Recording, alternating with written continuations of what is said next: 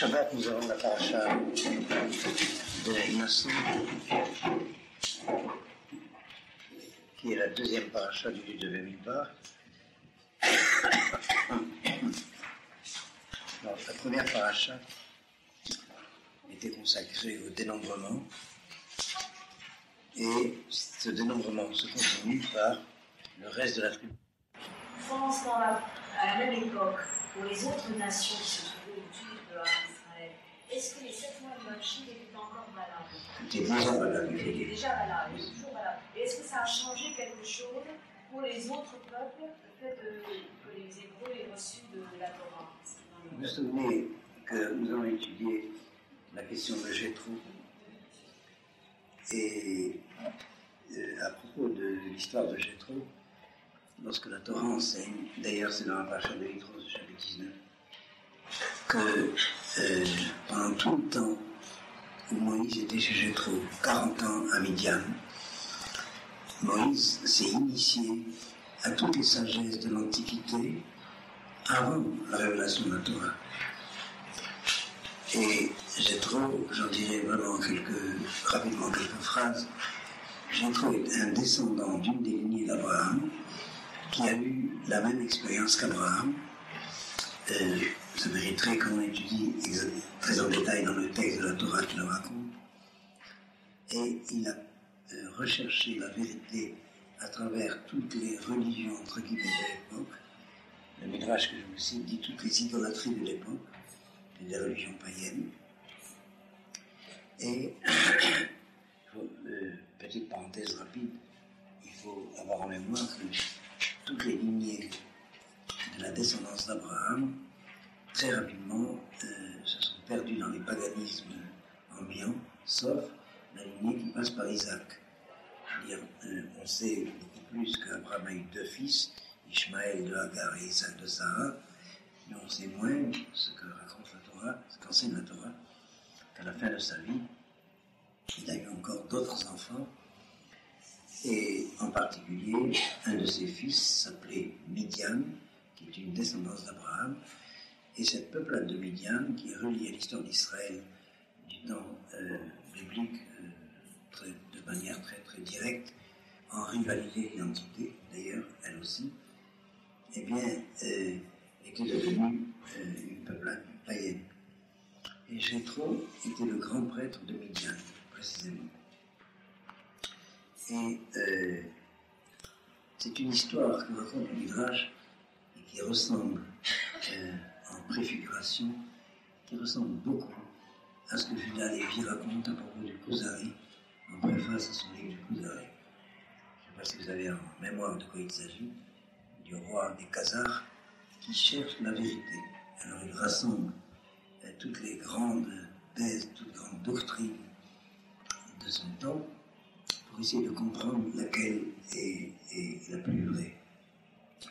En fin de compte, comme vous savez, la peuplade des Khazars s'est convertie au judaïsme. Elle avait à choisir entre le christianisme et l'islam.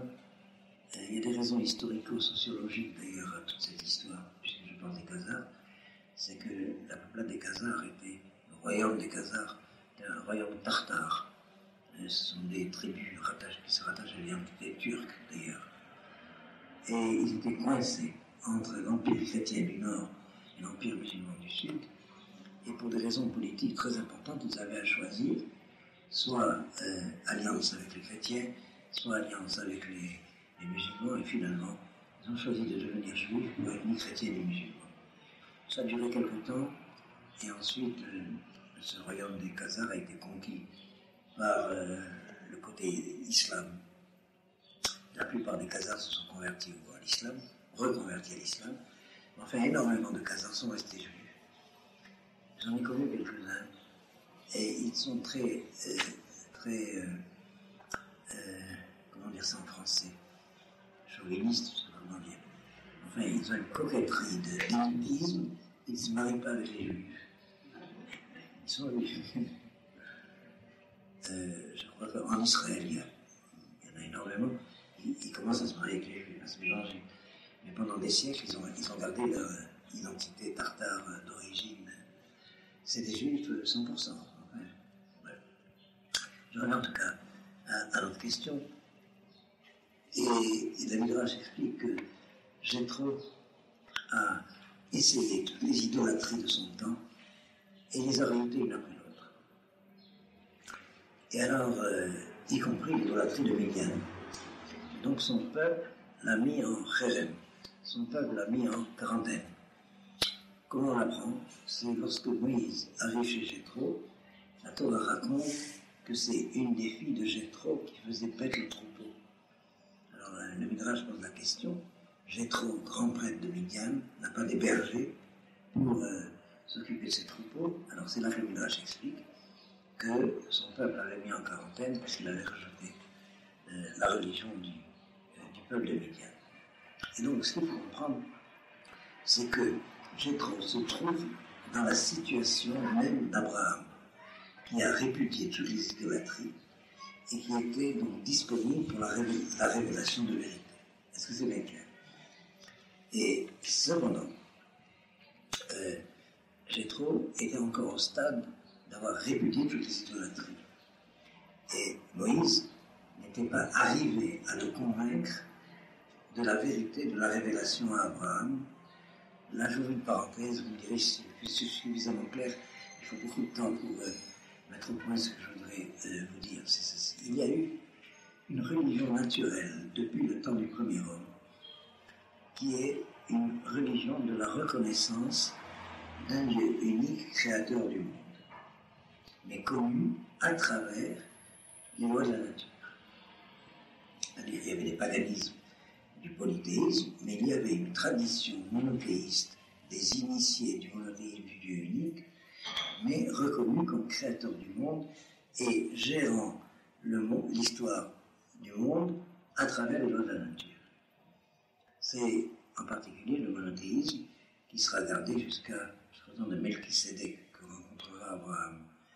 Donc, pour ceux qui sont un peu habitués au texte, vous verrez que dans le dialogue entre Melchisédek et Abraham apparaît cette différence. Il y a un monothéisme naturel, un monothéisme de la nature. Dieu, créateur, mais providence du monde uniquement à travers les lois de la nature. C'est le théisme des philosophes d'ailleurs. Là, c'est très proche comme expérience. Alors que la révélation à Abraham est au-delà de la révélation de Elohim, le Dieu créateur, qui gère le monde d'après les lois de la nature. C'est la révélation de Hachem, qui révèle les valeurs morales en vue du monde à venir. Et il y a donc une différence de nature entre ces deux monothéismes. Et en particulier, puisque je vous ai cité le dialogue entre Melchisédek et Abraham. Alors, Melchisédek reconnaît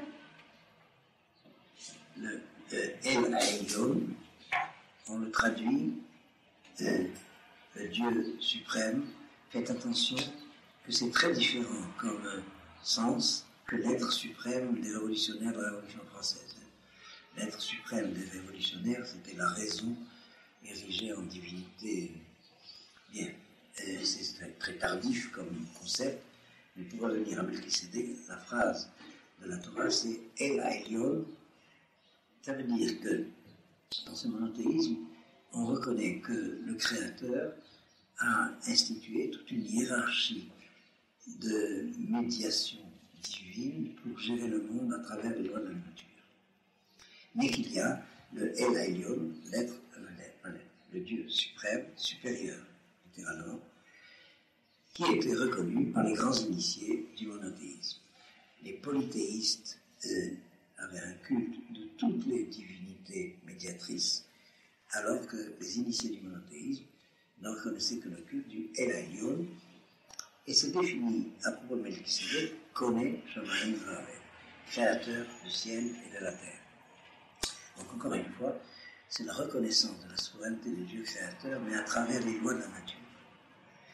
Et vous comprenez pourquoi ça bascule perpétuellement dans le paganisme.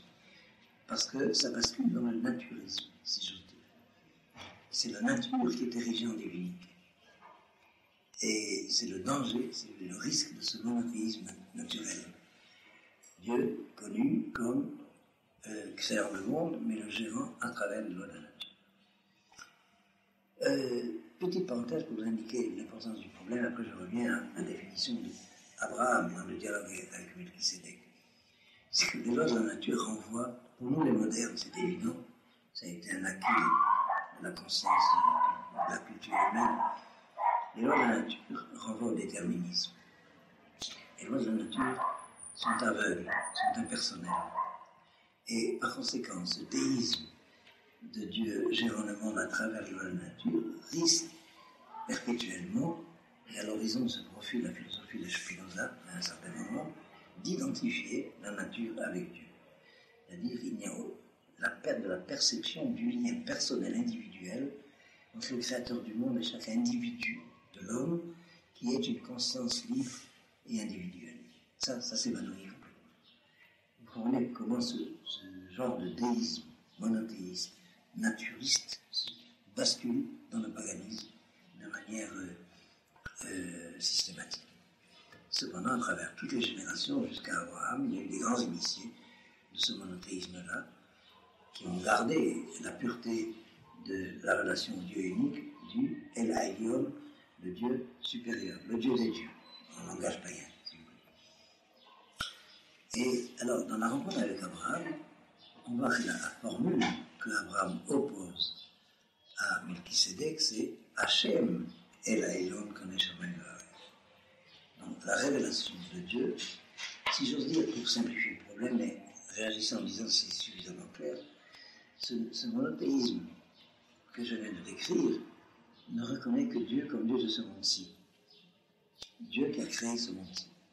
Alors que la révélation à Abraham, c'est que celui qui a créé ce monde-ci est en réalité celui qui a voulu le monde à venir. Et c'est lorsque le nom de Hachem se dévoile dans la révélation, c'est en vue du monde à venir. Quand c'est Elohim, c'est en vue de ce monde-ci. Et la grande différence, c'est Torah Elohim, Torah Hachem. Vous êtes familier d'ailleurs à c'est ce qui caractérise la révélation à Israël, c'est Dieu se reliant à chaque personne individuelle en vue du monde à venir. Alors que le monothéisme ambiant autour d'Israël, c'est le monothéisme sémite qui reconnaît un Dieu unique, créateur du monde et gérant le monde à travers les lois de la nature. J'espère avoir vous montrer très schématiquement à quel point ça n'a rien à voir, ces deux monothéismes. L'un, c'est le monothéisme de l'unicité de Dieu, on le retrouve dans l'islam, que s'il y a Dieu, il y en a un seul, unique, alors que le monothéisme d'Israël, qui commence avec Abraham, passe par Isaac et Jacob, et non pas par aucune autre lignée d'Abraham, c'est le monothéisme du Dieu un, Hachem Echad, et pas seulement Hachem Yachid. Bien, je referme cette parenthèse, et alors, dans cette rencontre entre Moïse et Jéthro, et je vous rappelle, Jéthro a cette même expérience d'Abraham qui brise les idoles, qui répudie toutes les idolâtries, qui est donc disponible à la révélation de Hachem. Est-ce que c'est clair jusque-là? Eh bien, on apprend donc pendant les 40 ans, Moïse était à Midian chez Jéthro. Moïse n'est pas arrivé à convertir, si j'ose dire, Jéthro au monothéisme de Hachem. Alors que, lorsqu'il y a eu la révélation du Sinaï, Jéthro s'est rendu compte qu'il y avait autre chose que le monothéisme naturiste, et c'est là que Jéthro est venu rejoindre Moïse et se convertir à l'identité israélienne. C'est là que je raccroche à votre question.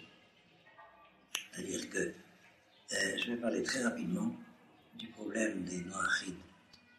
J'ai beaucoup étudié la question dans l'heure de Elie Ben Amosei, bien entendu, et je voudrais simplement isoler un point particulier pour répondre à la question de Mme Vassa. Eh bien, lorsque Jéthro découvre qu'il y a une vérité au-delà du monothéisme naturel, il ne veut pas rester en dehors.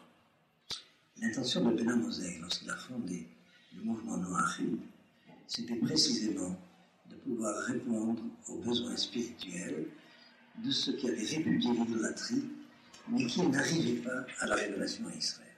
C'est clair? Or, l'exemple de Jéthro, et en particulier, vous l'apprenez au début de la paracha, Vaishma Yitro, et Rachid pose la question, qu'est-ce que Jéthro a entendu et est venu l'Eidgaïev? Ça, c'est la source de la Gemara. Rachid ne met pas l'Eidgaïev pour des raisons d'exégèse. Vous avez le premier verset de la paracha de Jéthro, premier verset.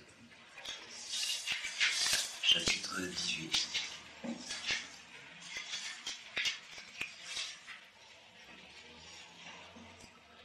Regardez dans Rachid. Vaishma Yitro, et Jéthro entendit tout ce que Dieu avait fait à Moïse et à Israël lorsque Hachem avait fait sortir Israël d'Égypte. Je reprends les versets, vous avez en clair tout ce que je suis en train de vous expliquer.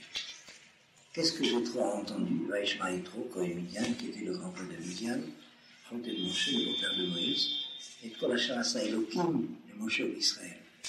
Voilà ce qu'il a entendu, ce qu'il a compris de tous les événements de la sortie d'Égypte. Ce que Dieu, comme créateur du monde, à travers les lois de la nature, a fait en agissant en faveur de Moïse et d'Israël. Et la Torah dit, qui aussi Hachem est Israël et Israël. Lorsque Hachem avait fait sortir Israël d'Égypte. Vous voyez ce décalage dans le verset. Et alors,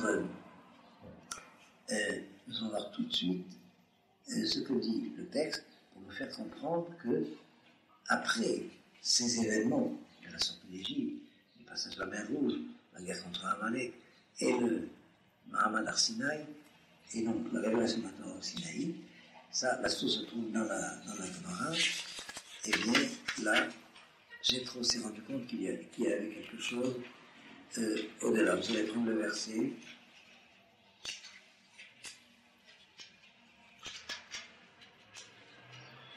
Vous allez prendre à partir du verset 8.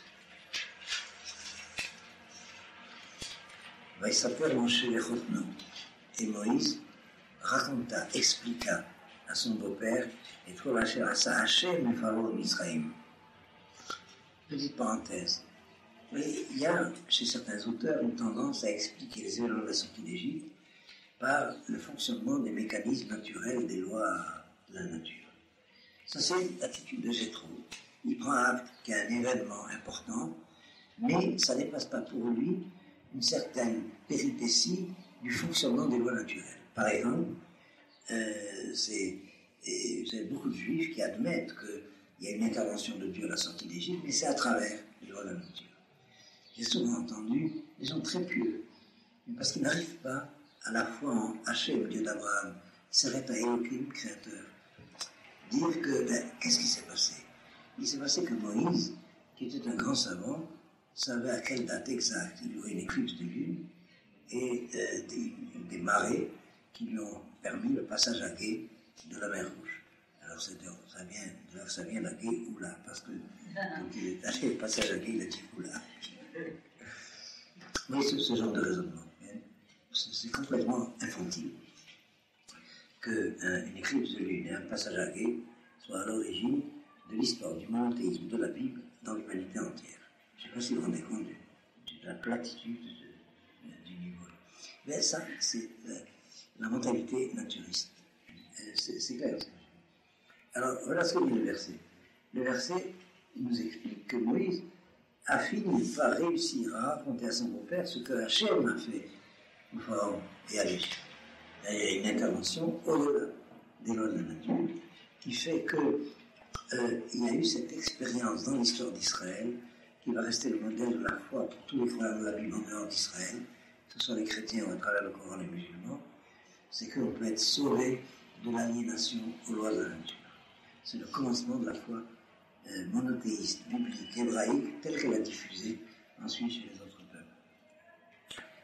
À l'auteur d'Israël, au sujet d'Israël, et fois la terre à toutes les tribulations, Hachem Esatam Maderer, Vayatzilem Hachem, que Israël a rencontré dans le chemin de la sortie d'Égypte, et que Hachem les a délivrés. Verset 9. Vayichad Yitro. Alors, il y a deux traductions du mot Vayichad. Vayichad, c'est il a tremblé de joie, Hedva. Et Vayichad, c'est il a tremblé de crainte. Hidoudin, Hidoudin. C'est-à-dire que Jéthro a été saisi de tremblement un peu dans le sens de l'expression crainte et enrôlement chez les philosophes protestants. Al Kol Tova Asher Asa Hashem et Israël, vous voyez, là Jétro découvre. Qu'est-ce que ça veut dire que Hashem est un pour Israël? Hashem Itzilo bien Israël, en ce qu'il l'a délivré de la main de l'Égypte, et c'est au verset 10, Vayomer Yitro, alors Jétro dit, Baruch Hashem, béni est Hashem, Hashem Itzil Etrem. C'est là qu'il reconnaît qu'au-delà d'Elohim, il y a Hashem, Jéhovah. C'est clair? Donc, et voilà, c'est ça la question. Le fait qu'on peut être monothéiste à travers les lois noachim, à la manière de Jétro, jusqu'à la rencontre avec Moïse. Mais à partir du moment où Jétro a rencontré l'événement de révélation de Hachem, la source de la Gemara donne 3 illustrations de cette expérience de Jétro. C'est Kriyat Yam-Souf, le passage de la mer Rouge, Milchemet Amalek, la guerre contre Amalek, et Matan Torah, la révélation de la Torah. À partir du moment où Jétro a expérience d'événements dans la réalité qui lui font comprendre qu'il y a quelque chose au-delà des lois de la nature, il ne peut pas rester en dehors. Alors il vient rejoindre Moïse. C'est clair? Eh bien, c'est ce qui est arrivé au mouvement de Noachim quand on voulu refonder Élie Ben Amozeg. Élie Ben Amozeg, je vous en parlais parce que c'est un très grand homme du siècle dernier, d'origine du Maroc. Il était le grand rabbin d'Italie. Et un prêtre français, Aimé Palière, qui n'était pas encore prêtre, il était séminariste. Un jour, à Lyon, ce prêtre, qui avait des problèmes dans ses études théologiques d'ailleurs, était un peu préoccupé de ce que l'Église lui enseignait concernant le peuple juif. Un jour, il avait décidé de fréquenter la communauté juive, et il rentre à la synagogue de Lyon. Il y a des Lyonnais parmi vous. Il y a plus de Lyonnais en Israël. Oui. Le Kétilsit, ça vous dit quelque chose? Bien sûr. Alors, il rentre dans cette... Je ne savais pas où vous étiez Lyon. Il rentre dans cette synagogue, et au moment du Kol Ninoé, il voit ce spectacle. Yom Kippour dans une synagogue juive. Toutes les synagogues sont juives, même pour lui. Il a eu un choc. Alors, il s'est mis à rechercher, et il est arrivé jusque chez le Rav Ben Amozeg. Il voulait se convertir au judaïsme.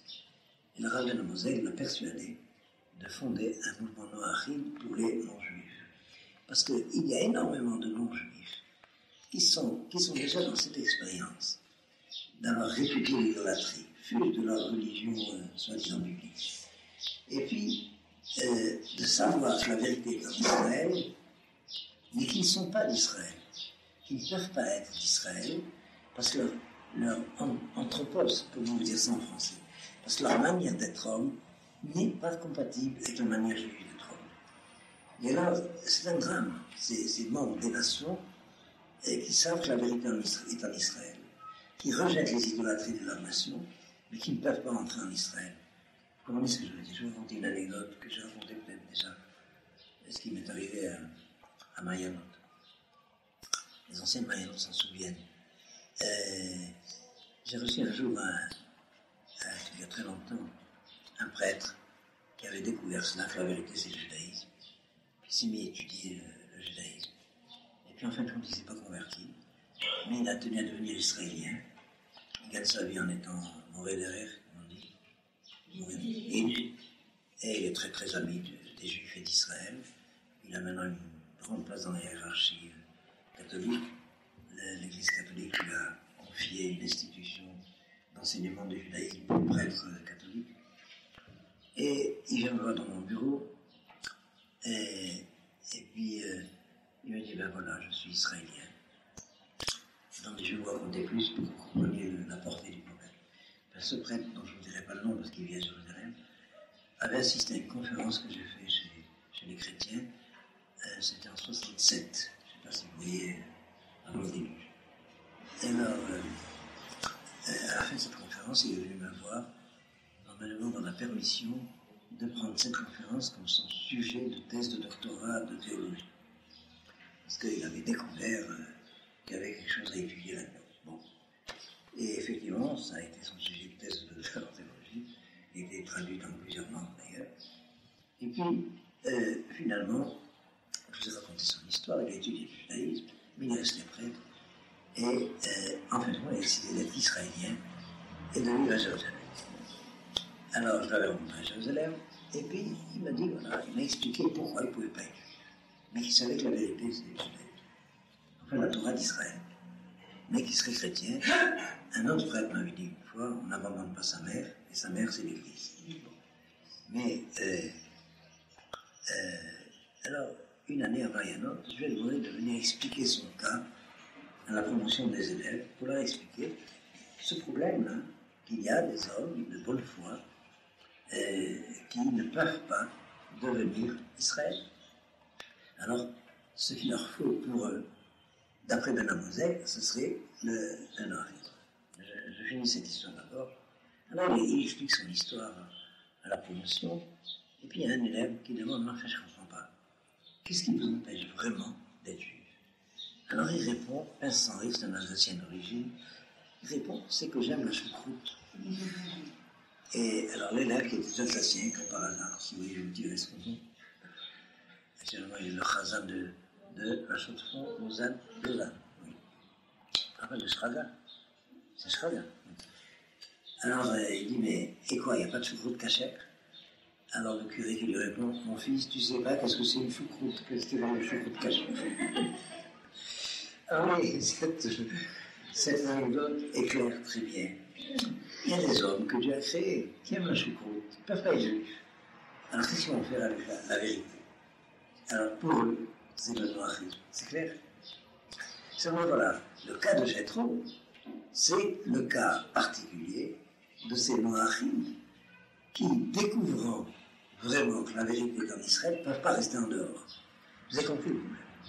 Et j'ai l'impression que c'est ce qui est arrivé à Aimé Pallière lui-même. Comme je l'ai dit, j'ai beaucoup étudié ce cas-là. Donc Ben Amozek a demandé à Aimé Pallière de fonder un mouvement noachide pour tous ces chrétiens déchristianisés qui ne peuvent pas être juifs quand même, parce qu'il faut être juif pour être juif. Demandez ça au Front National, on ne vous explique pas. Eh bien, à la fin de sa vie, Aimé Pallière était très, très malheureux. Il a été pratiquement l'inspirateur en son temps de la communauté d'Henri Copernic, l'Union libérale. C'est lui qui faisait les meilleurs sermons chez le rabbin, j'ai oublié comment s'appelait ce rabbin. Il se caractérisait comme chrétien. Non, j'y arrive. Quel rabbin c'était? Germain Lévy, c'est ça. Oui, Germain Lévy. Et alors, et il exhortait les juifs à être juifs, mais lui, à la fin de sa vie, a demandé à être enterré d'après le rite catholique et le rite juif. Il est resté au milieu. C'est-à-dire, je crois que c'est un drame. Alors je m'explique cela de la manière suivante. Il y a certains hommes pour qui savoir que la vérité quelque part, on ne peut pas rester en dehors. Je change de sujet, mais je n'ai pas changé de sujet, c'est la fondation du paulinisme. Normalement, autour du judaïsme, il y aurait dû avoir le noarisme pour les nations qui ne sont pas juives. La réaction du paulinisme a été d'inventer une pseudo-identité d'Israël pour les goïs. C'est clair. J'ai beaucoup parlé avec des chrétiens de cela qui me disent nous sommes Israël, c'est les chrétiens qui parlent. Je leur dis, mais vous n'êtes pas juifs. Nous sommes les vrais juifs. Mais vous voyez, c'est symbolique pour eux, c'est mystique, c'est mythique. C'est ce que Saint Paul leur a donné. Les restes goïs, on va vous baptiser Israël. Parce qu'ils ne peuvent pas se dire on est en dehors de la vraie synagogue. Alors ils sont dans l'église. Vous avez compris ce que je veux dire? Alors voilà, pour répondre à votre question. D'une façon générale, l'alternative, c'est ou juif soumis à la Torah, pas soumis, juif de la Torah, ou noir ou païen. Et alors, il semble bien qu'il y a dans la nature humaine un refus de rester sur le seuil. Le noarisme n'a jamais réussi, sociologiquement. Pourquoi? En tout cas jusqu'à notre temps. J'ajouterai autre chose après. À cause de ce ressort de la nature humaine, qui est un peu de l'orgueil narcissique, de vouloir être vraiment dans la maison et pas sur le seuil. C'est clair ce que je veux dire. Mais ceci dit, Il y a actuellement en Amérique de très fortes communautés de Noachim, d'ex-chrétiens, ça se compte par dizaines de milliers. Ils sont un peu animés par des chassidim Lubavitch et qui s'en tiennent aux lois de Noé, sans être juifs vraiment, mais n'étant plus chrétiens. C'est peut-être un phénomène propre à l'Amérique. Je ne sais pas si ça sera transitoire, si ça va se développer. Il y a eu des tentatives, vous savez d'ailleurs, de fonder ça en France, ça ne mord pas. Un Français veut être ou vraiment Israël, ou Goy.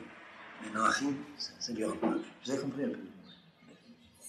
À part ça, il y a des phalanstères philosophiques, intellectuels, ça c'est autre chose. Alors voilà en tout cas pour Jacques. Est-ce qu'il y a une autre question? Oui? Pas plus long. Madame, pour créer un souffle, ça peut être un miracle, ça peut être l'intervention de Dieu. Madame Torah aussi, mais on dirait mettre la manette. Pourquoi c'est avec trois? C'est-à-dire entre les. Oui, ça se rattache à l'histoire d'Israël. Ça se rattache, je vais généraliser la question, à ce mystère de la permanence d'Israël. Le monde entier se déchaîne contre Israël depuis l'origine, 4000 ans, à travers tous les Amalek de l'histoire, et voilà que c'est quand même Israël qui est victorieux. Ça ne peut pas ne pas frapper les gens de bonne foi. Vous avez compris? C'est trois expériences de dimensions différentes. Ben Adam Malkom, Ben Adam Halou.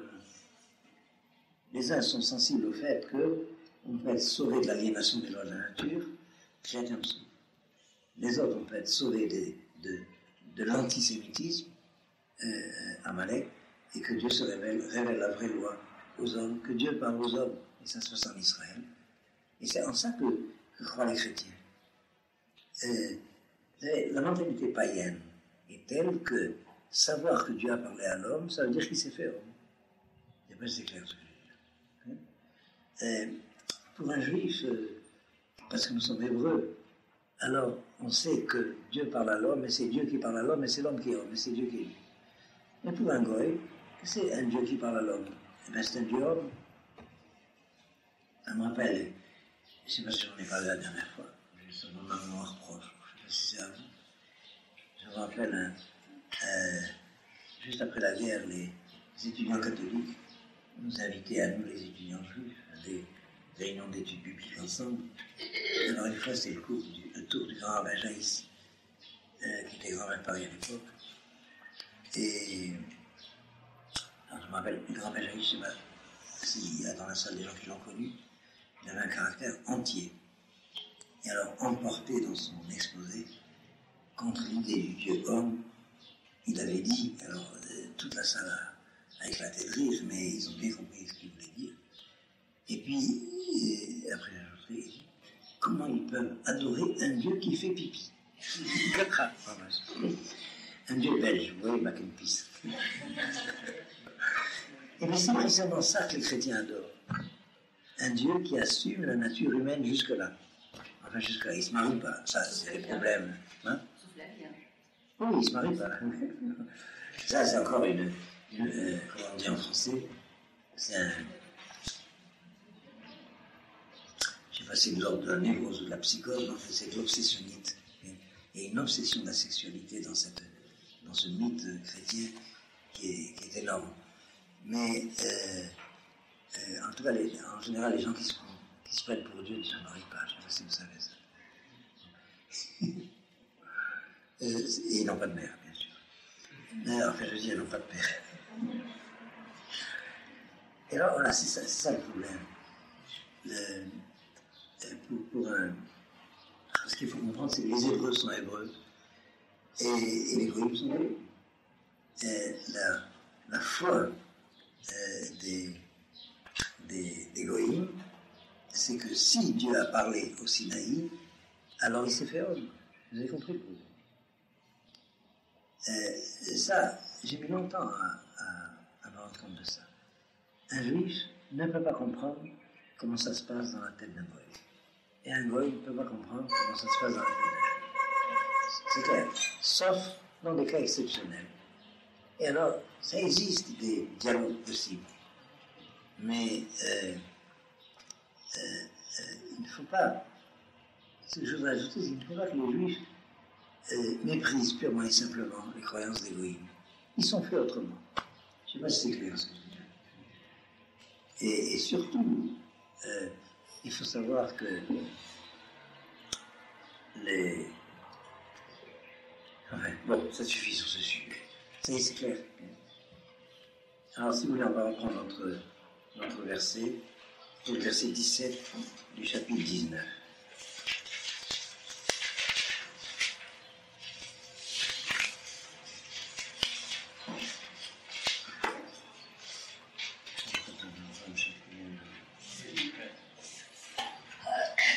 Est-ce que ça y est, vous arrivez à m'entendre?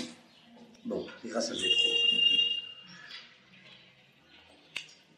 Alors, on va étudier une Gemara que vous avez déjà étudié une fois, mais je vais le reprendre, sur le problème suivant. Israël arrive au pied de la montagne du Sinaï et Dieu va se révéler à Israël.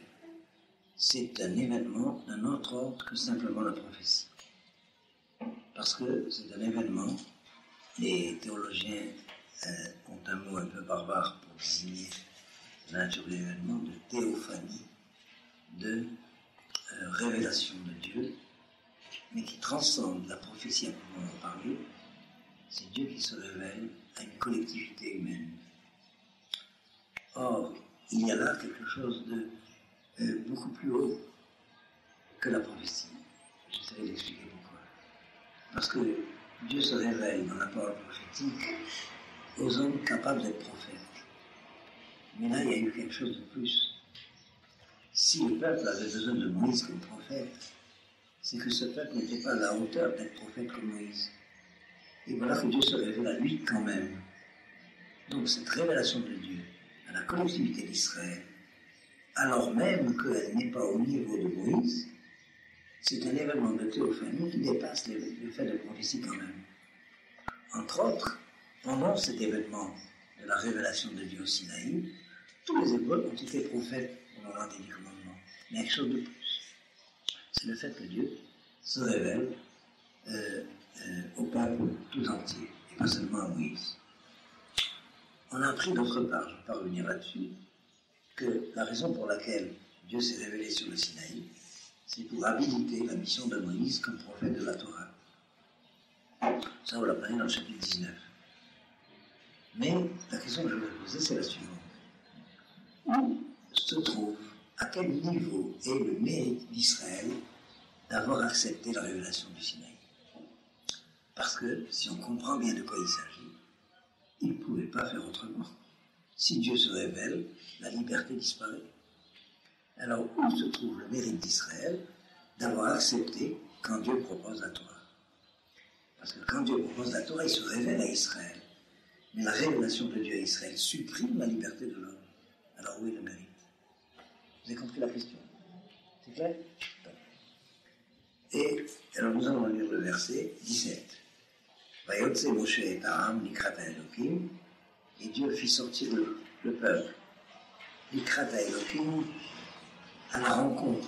Et Moïse fit sortir le peuple à la rencontre de Dieu, Minamachane, à partir du camp. Vaïtatsevu betartita, et ils se tinrent, Vaïtatsev, ça veut dire se tenir au pied de la montagne. Je voudrais, avant de continuer et voir la Gemara, que vous lisiez un autre verset. C'est le verset 3. Regardez bien. Ça va nous renvoyer ce qu'on a appris tout à l'heure, à la question que j'ai trouvée. Verset 3. Moshe alayla Elokim, et Moïse monta vers Dieu, Vaikraïla Hashem minahar. Alors Hashem l'a appelé Dieu de la montagne. Je crois que ce verset définit très exactement tout ce qu'on a appris tout à l'heure. Moïse a été capable de monter jusqu'au niveau Elohim, alors Hashem l'a appelé Dieu de la montagne. Est-ce que c'est clair? Vous verrez d'ailleurs dans le Ritz Faradi, dans le psaume de Shavuot, il y a le verset suivant. Ahar Asher Bahar Elohim Meshifto Gam Hashem Ishkun HaNetzach. La montagne que Dieu, Elohim, a choisie pour y résider, même Hashem y résidera. Ça veut dire il faut arriver jusqu'au niveau Elohim pour être appelé par Hashem. Vous avez compris la différence? Eh bien, voilà donc notre verset 17, à propos de l'expression de la fin du verset. Vaïtiatzulu et Tartitara, et ils se tinrent au pied de la montagne. La Gemara va lire le mot Vetartit dans un sens plus profond que le sens habituel. Vous voyez la montagne, et Vetartitara, ça veut dire au pied de la montagne. La Gemara va le lire comme s'il y avait écrit Tachatar, en dessous de la montagne. Alors, qu'est-ce que dit la Gemara? Amar Rabbi Abdimi Bachama Bachasa Melamed שחפה הקדוש ברוך הוא עליהם את האחרית ואמר להם אם אתם מקבלים התורה מותר ואם לאו שם תעיפו עליכם. Je traduis. Un enseignement très important. À la suite du verset, ils s'assemblèrent au pied de la montagne. Pourquoi j'ai besoin de savoir qu'ils s'assemblèrent au pied de la montagne? C'est parce qu'en réalité, il s'est passé un événement surnaturel que la montagne a été levée au-dessus d'eux. Qu'ils se sont tenus sous la montagne. Voilà ce qu'enseigne Rabbi Abdimi Bachama. Ça nous apprend que Dieu a renversé sur la montagne un couvercle de marmite, c'est plus que marmite, de bassine. Là on faisait la lessive. Lessive. Oui, c'est exactement ça d'ailleurs en hébreu. Une chape que Dieu a renversé la montagne sur eux et leur a dit si vous acceptez la Torah, c'est bien, sinon, là sera votre tombe. Alors, oui, la Gemara le dit très clairement, il ne pouvait pas faire autrement que d'accepter. Il y a une explication du Maharal qui est très profonde et qui dit ceci. La Torah, ce n'est pas quelque chose qu'on peut accepter ou refuser pour Israël. C'est la condition même de notre identité. Ça veut dire, si on coïncide avec notre essence qui est la Torah, c'est bien, sinon on disparaît. Et l'histoire a montré que nous sommes restés à travers les siècles et les civilisations que les membres d'Israël fidèles à la Torah. Toutes les parties d'Israël qui, de manière ou d'une autre, étaient séparées de la Torah ont fini par disparaître.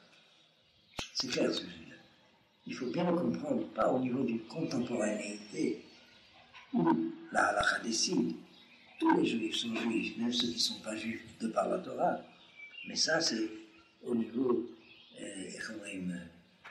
historique de chaque temps. Mais à travers l'histoire générale d'Israël, il s'avère que tous les juifs qui ont quitté la Torah ont disparu comme juifs. Je sais pas si c'est clair. 4000 ans d'expérience, ça ne peut pas se nier de manière schématique. Et on pourrait ajouter énormément de parenthèses là-dessus, mais c'est l'explication du Maharal, la première explication du Maharal. Mais surtout, ce que je veux mettre en évidence, c'est ceci. Il y a une impossibilité de dire non.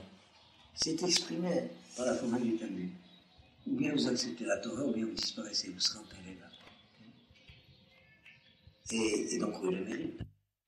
Vous allez me dire si c'est suffisamment clair ce que je dis là. Si Dieu se révèle, la liberté disparaît. La grandeur des prophètes, c'est que précisément ils sont à ce niveau où Dieu peut se révéler à eux et ils restent libres. Mais au niveau du Mahamad Arsinaï, c'est évident que je vais vous donner la formule du mirage, je crois, est très éclairante. Devant le roi, le serviteur n'est pas libre, l'esclave n'est pas libre. Si le roi est là, tout le monde est paralysé. C'est clair. Alors le roi se cache pour nous laisser croire qu'on est libre. Et puis c'est bien abstrait.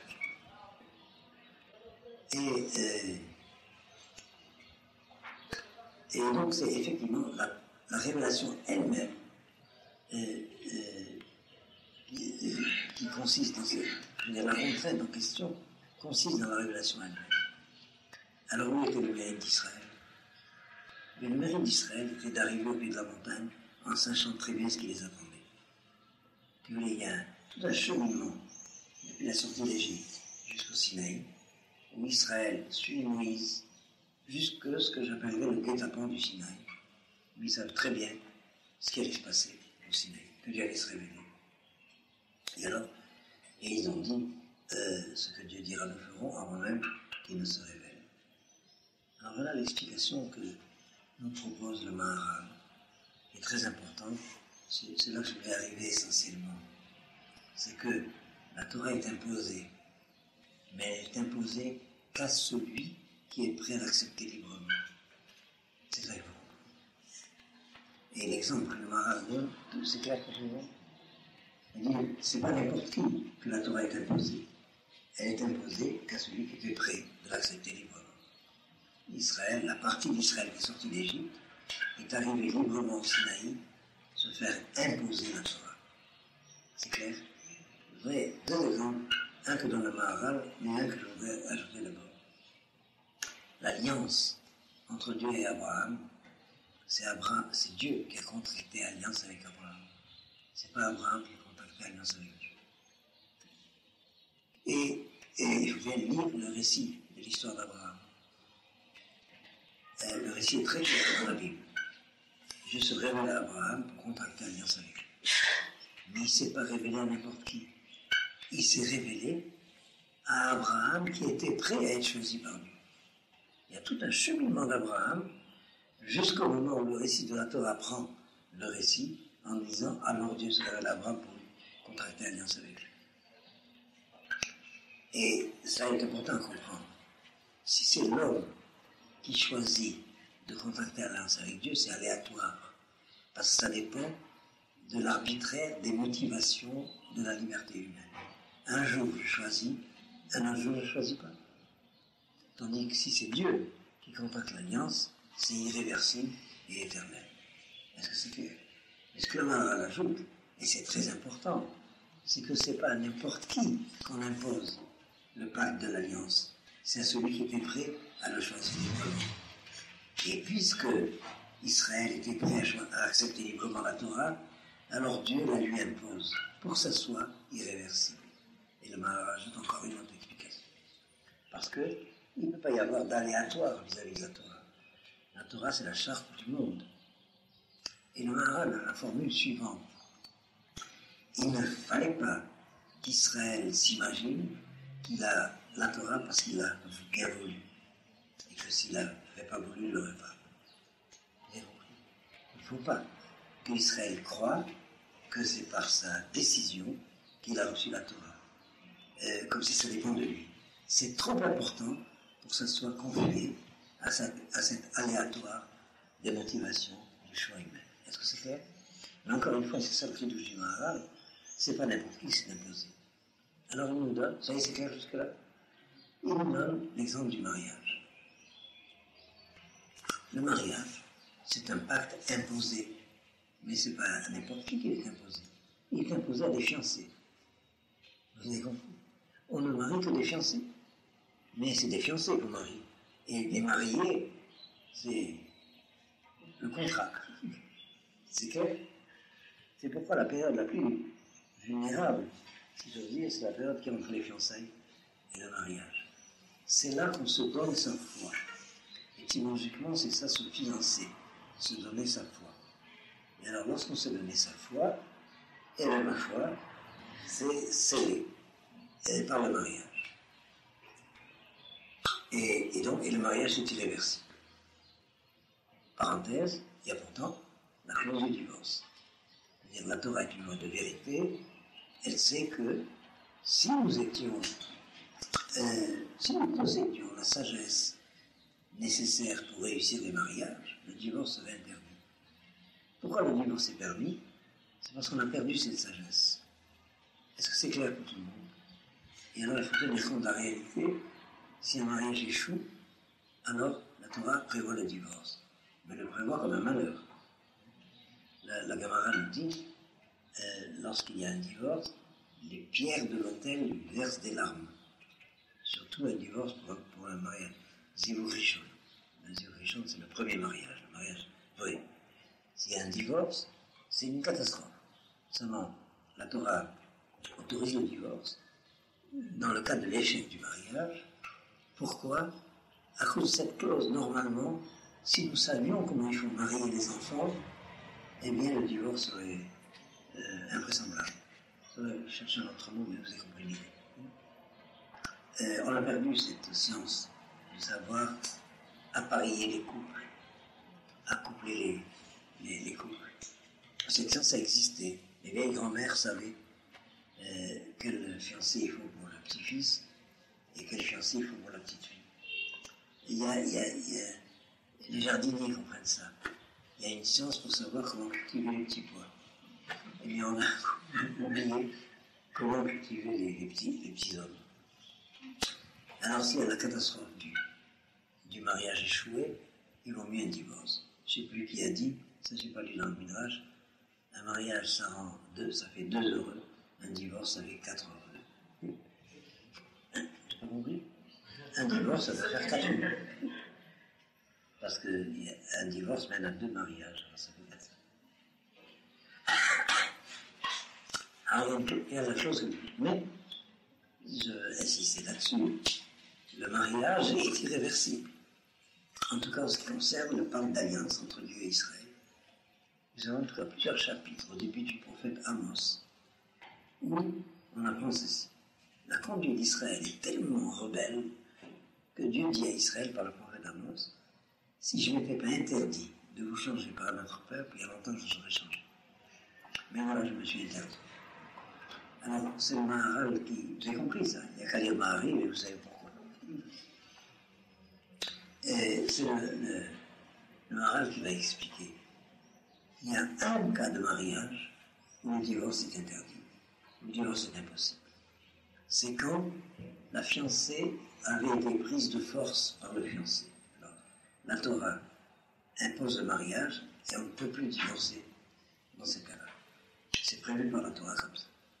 S'il y a eu viol d'une femme par un homme, on impose le mariage. Enfin, si elle ne veut pas, elle ne se marie pas. Mais si elle veut se marier, on impose le mariage, mais il ne peut plus divorcer. Alors c'est ça que le Maharal explique. C'est ça qui s'est passé au Sinaï. Ce qui s'est passé au Sinaï, c'est que Dieu a pris Israël de force pour s'interdire de la divorcer. Et c'est clair? C'est-à-dire pour que ce soit irréversible. Alors, je résume tout cela. Il y a 2 choses importantes. La Torah est imposée parce que la révélation prive de liberté. Mais ce n'est pas n'importe qui qu'on impose.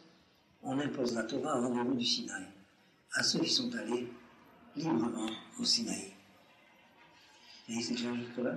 Et puis deuxièmement, il y a une clause importante, c'est que le fait que la Torah soit imposée, eh bien, ça nous assure que Israël est en alliance éternelle avec Dieu, il ne peut pas nous divorcer. J'ai une fois inventé un midrash, que je vais vous rappeler. Quand Dieu a créé le premier homme, il lui a dit, si tu es sage, tu auras une image. C'est ce que les traducteurs appellent à l'image de Dieu. Et puis, rendez-vous au Sinaï. Alors au Sinaï, c'est Israël qui s'amène. Et Dieu dit à Israël, tu seras sage et tu ne te feras pas d'image. Et ça, c'est... Et puis rendez-vous au monde à venir.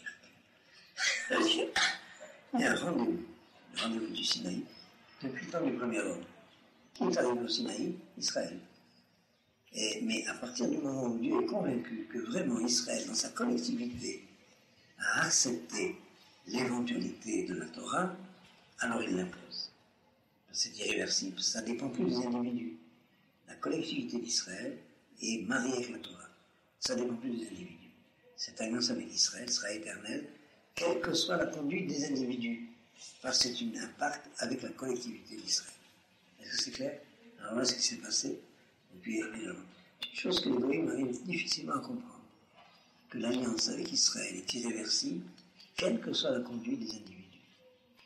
C'est bien clair. Dans une église, eh bien, on fait partie de l'église que si on est un saint, un parfait. Hein? Alors que Israël, c'est Israël.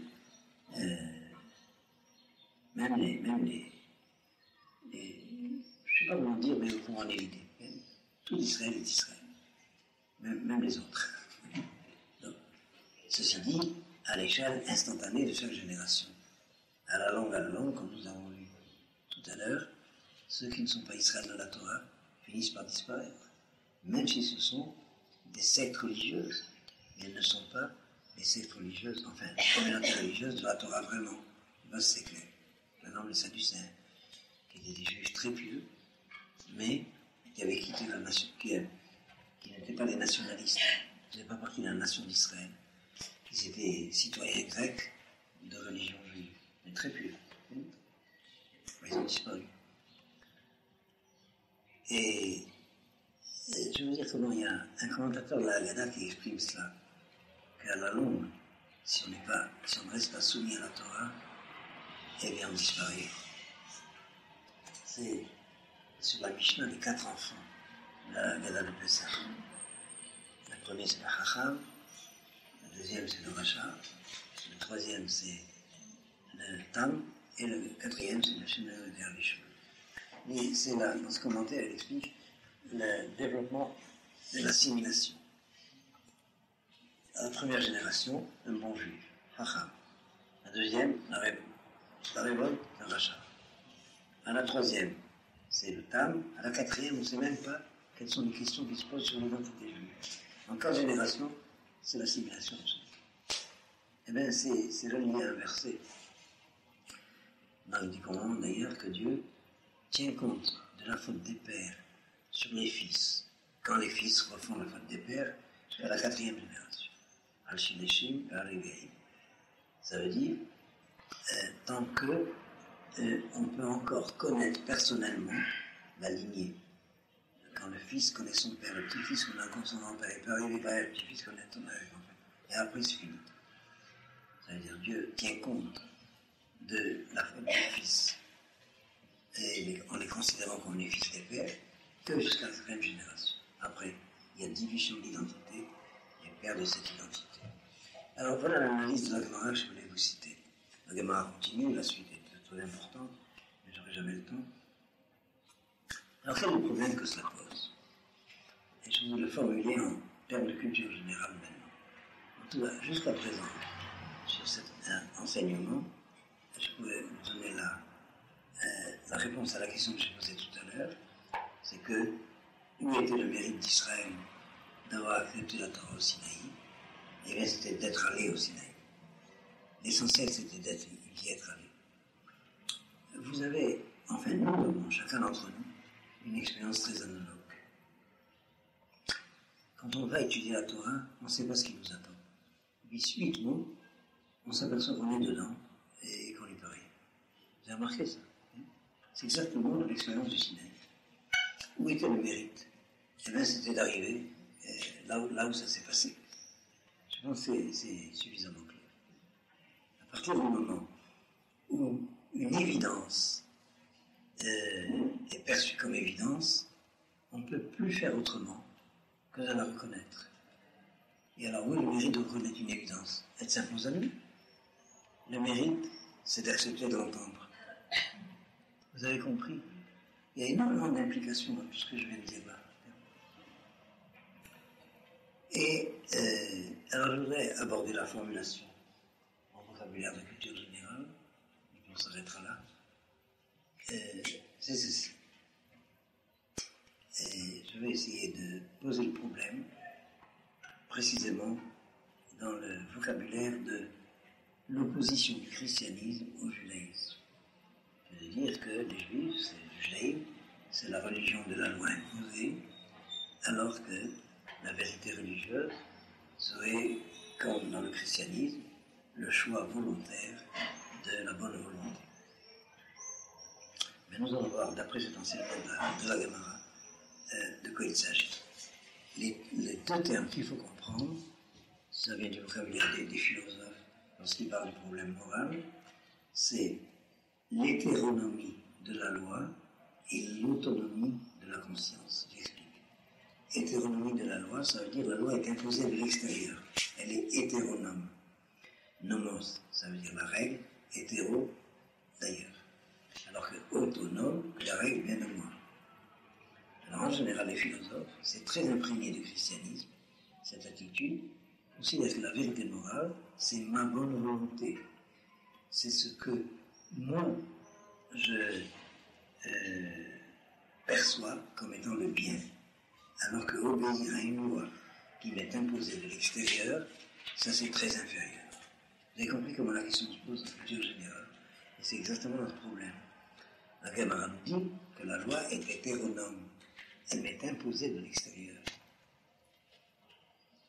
Et seulement voilà l'erreur. C'est qu'elle n'est imposée de l'extérieur qu'à celui qui était prêt de par lui-même de la choisir dans sa bonne volonté. C'est-à-dire, ce n'est qu'à celui qui a d'abord compris par lui-même que la vérité était dans l'adhésion à la loi morale, que la loi morale est donnée de l'extérieur. C'est-à-dire, c'est la raison pour laquelle il y a toute l'histoire des 6 générations des patriarches avant le temps de la révélation du Sinaï, et qu'il y a toute une identité morale du peuple d'Israël avant la révélation de la Torah. La Torah n'a été révélée qu'aux enfants d'Israël. Et l'histoire des enfants d'Israël, c'est depuis Abraham jusqu'à Moïse. Il y a acquisition de la conscience morale, alors la loi est révélée, et pas l'inverse. C'est bien clair. Alors, je voudrais... c'est clair, celui-là? Ce n'est que... bon, il n'y a rien à ajouter, je ne voudrais pas compliquer les choses. C'est parce que dans ce peuple, la conscience morale a émergé que la loi a été révélée. Alors c'est exactement le contraire qu'on voit dans l'enseignement des chrétiens. Dans l'enseignement des chrétiens, il y a d'abord l'enfance de l'humanité, où on impose la loi, comme on impose une discipline aux enfants, et ensuite l'âge adulte, où on se dégage de la loi, et on est de bonne volonté par soi-même. C'est tout le contraire. Je me rappelle des premières discussions que j'ai eues avec les théologiens chrétiens, et sur ce sujet-là, ce qu'ils appellent la pédagogie de la loi qui est pédagogue et qui, sert à préparer une pédagogie morale, mais ensuite la conscience morale, c'est l'autonomie. Alors, je me rappelle très bien, parce que j'avais étudié en ethnologie des comptes rendus de discussions des évêques chrétiens belges du Congo avec le Vatican, parce qu'ils avaient affaire avec des tribus qui voulaient être chrétiennes, mais qui tenaient à garder la circoncision. Or, ça les embêtait beaucoup, parce que la circoncision, c'est une pratique de la Torah. Et alors, Dafka, les évêques chrétiens, interdisaient aux Congolais la circoncision parce que c'était dans la Torah. Alors, je me rappelle, j'ai étudié ça en travaux pratiques à Lol. Et alors, je me rappelle très bien de notre étude, je dirais, quand vous convertissez un païen au christianisme, est-ce que vous le faites d'abord passer par un stade juif et après chrétien, ou bien vous le convertissez directement au christianisme? J'étais interloqué. Ils ont découvert un problème. Mais j'avais d'avis, on ne convertit pas au judaïsme d'abord. Mais alors qu'est-ce que vous racontez? Il fallait d'abord être juif, ensuite chrétien. Je ne sais pas si c'est clair ce que je dis. Qu'il y a un stade nécessaire de la loi imposée, ça c'est le judaïsme, et après des évangiles de la bonne volonté. Et vous voyez bien que ça ne tient pas debout. Parce qu'en réalité, qu'est-ce qui s'est passé? C'est que leur stade de la loi, c'était la loi romaine. Ça n'avait rien à voir avec la Torah. C'est cette apparence de la loi terrible, de la loi qui tue, de la loi qui amène le péché, qui amène la faute. C'est la loi impersonnelle du droit romain. C'est pas du tout la Torah. Vous voyez, tout est en l'envers dans cette histoire. Réfléchissez bien à ça. Alors vous voyez comment la Gemara, en expliquant un mot du verset, dévoile un problème extrêmement important, qui est, d'une part, pour notre histoire, que s'est-il passé au Sinaï, et d'autre part, quelle est la règle de la vérité morale? C'est que ce n'est qu'à celui qui a déjà accédé à l'autonomie de l'expérience de la conscience morale du devoir qu'on impose la Torah. On n'impose pas la Torah à n'importe qui. Ou peut-être qu'on retrouve un peu ce qu'on a appris au début d'Abel Ben Israël. pourquoi il faut parler aux enfants d'Israël et pas aux autres? Parce que seuls les enfants d'Israël peuvent recevoir la Torah, parce qu'ils sont déjà moraux. Alors là, c'est un problème très important. Il faut d'abord avoir résolu le problème moral pour s'approcher de la Torah. Ça fera l'objet d'une autre étude, si vous voulez. Eh bien, c'est l'histoire d'Israël. L'acquisition de la morale, c'est d'Abraham à Moïse. Et à partir de Moïse, c'est la sainteté de la Torah. Alors c'est ça sur lequel j'insiste très souvent, parce que la communauté juive vise à être envahie par une mentalité complètement différente qui a été acquise en exil. C'est que, alors ça va de soi, pour quelqu'un qui a été élevé dans la tradition juive, que s'il n'y a pas d'abord la base du derech, la moralité, la Torah ne peut pas être reçue. Ou Moshe Allah Ela Eloki, Vaikra Ela Vashem Meroshar. Nous avons malheureusement énormément trop de communautés où le souci moral est indépendant du souci religieux. Et c'est ça qu'il faut guérir, bien évidemment. Bon, là nous sommes arrivés à l'heure de Harvit. Ken? Oui. Est-ce qu'on aurait pu quand même se passer du Matan Torah? Puisque si j'avais bien compris dans vos cours, dans la sortie d'Égypte, le but c'est d'aller en Israël, et ça n'est qu'à posteriori que le Matan Torah est nécessaire. Oui. Mais j'arrive pas à considérer ça. J'avais posé une question sur un autre cours. Parce que j'arrive pas à considérer. Tu poses la question dans un public qui n'a pas forcément écouté l'autre cours. Ils ont rien compris à la question. C'est moi qui comprends. Tu as compris? Je n'avais jamais fait des courts-circuits comme ça. Et j'ai pas le temps de refaire l'autre cours. C'est-à-dire, c'est pas qu'on aurait pu se passer du Malantor, on aurait dû. On aurait pu. Ça, je te réponds à ça à toi. C'est-à-dire, vous vous rappelez ce qu'il y a. Non, mais ça, je le dis, le point de vue de la méthode. Ne posez jamais à quelqu'un une question qui se pose sur le cours de quelqu'un d'autre. Ça m'arrive très souvent que je devine ça. Okay? On a appris quelque chose chez quelqu'un d'autre, et on me pose la question, qu'est-ce qu'il a voulu dire? Comme si c'était moi qui l'avais dit. C'est un autre cas, mais ça arrive très souvent aux élèves. Parce qu'ils ont perdu la mémoire, ils ne se rappellent plus les enjeux. Chaque enseignement a sa propre cohérence. Et c'est vrai aussi pour chaque cours. C'est clair? Je n'ai pas parlé du problème que tu as posé. Et alors, moi, entre toi et moi, il n'y a pas de problème, mais c'est avec les autres, ça ne va pas. Vous voyez? Alors faites jamais ça. Alors je vais dire comment ça se passe dans la... Vous n'avez rien compris, mais c'est pas grave. Voilà. Comment ça se passe dans la Haggadah? Ilu kirevanu lifnei Sinai. Velo natan lanu et Torah d'Ayenu. Qu'est-ce que ça veut dire? Ça veut dire une chose pareille. Si nous avions approché du Sinaï et qu'il ne nous avait pas donné la Torah, ça nous aurait suffi. Comment on peut dire une chose pareille? Et pourquoi on est allé au Sinaï, c'est pas pour recevoir la Torah. Alors, dans le chapitre 19 que tu reliras, la rencontre au Sinaï, c'était d'entendre « Vous serez pour moi un peuple de prêtres ». Et ensuite, il a fallu la posteriori habiliter Moïse comme prophète de la Torah, alors il y a eu les 10 commandements. Et voilà quel est le sens de ta question. Si Israël a été appelé à être un peuple de prêtres et qui ne sait pas comment il faut faire, c'est pas lui qu'on parle. Je vous donne un exemple dans le second. Si je dois dire à un pompier, tu sais, premièrement, le feu ça brûle, deuxièmement, l'eau ça éteint le feu, c'est pas un pompier que je parle. Alors qu'est-ce que ça veut dire? Je parle à un prêtre, et il faut que je lui dise premièrement, deuxièmement, troisièmement, alors il n'est pas. Est-ce que c'est clair? Voilà, c'est tout. C'est-à-dire, normalement, Moïse seul pouvait être Israël. Mais c'est le peuple tout entier qui a été appelé à la Torah de Moïse. Alors il fallait enseigner au peuple la Torah de Moïse. Mais Moïse n'avait pas besoin qu'on lui enseigne la Torah. C'est pour Israël qui avait besoin qu'on enseigne la Torah. Et je cite ça pour la Haggadah, pour vous dire jusqu'où ça va.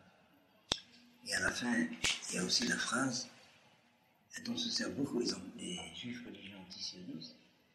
Et si ils nous avaient donné la Torah, ils ne nous avaient pas mené en Eretz Israël, ça nous aurait suffi.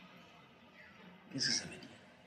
Ça veut dire que d'emblée, tout nous avons dû mériter par nous-mêmes.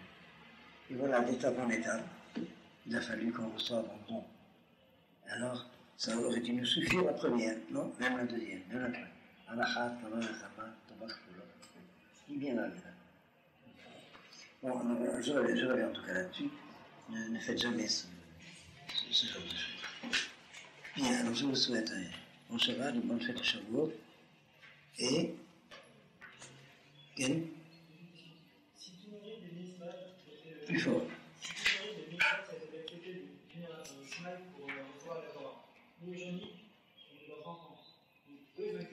Attends, parle plus fort, j'entends pas. Si tout le mérite de l'Israël avant la Torah, c'était d'avoir accepté d'aller jusqu'à au Sinaï, oui. Pour prendre la Torah. Aujourd'hui, si nos enfants, aujourd'hui, nous, leurs enfants, j'entends pas. Nous, leurs enfants. Ah, nous, leurs enfants. Notre mérite, si on, Ah. eux, ils étaient esclaves. C'est très bien, très très bien, très très bien. De reconnaître ses parents.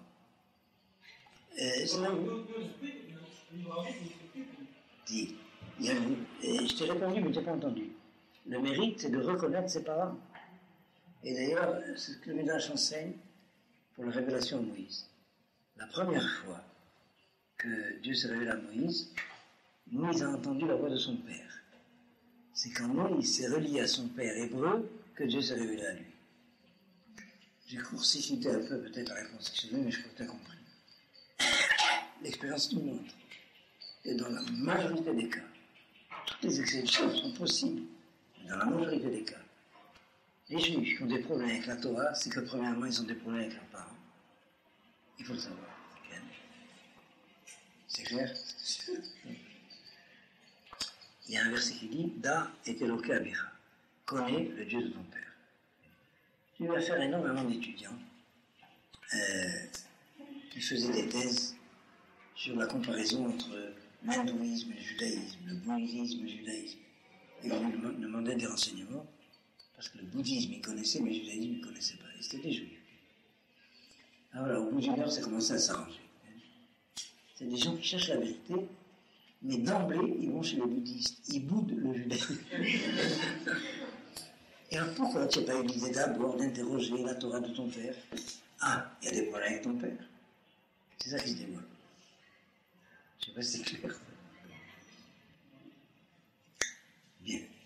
Eh bien, s'il y a Minyan, nous allons faire arbitre. Et alors, Chag Sameach.